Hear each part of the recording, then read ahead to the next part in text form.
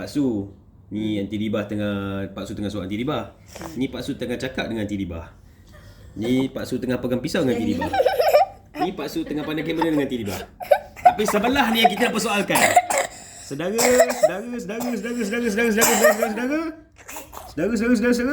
Ada yang bukan saudara di sini. Ha, ni siapa? Okey, ni pun kita tengok lagi gambar yang kedua. Saudara. Bukan saudara. Siapa ni? Okey, ni pula. Saudara.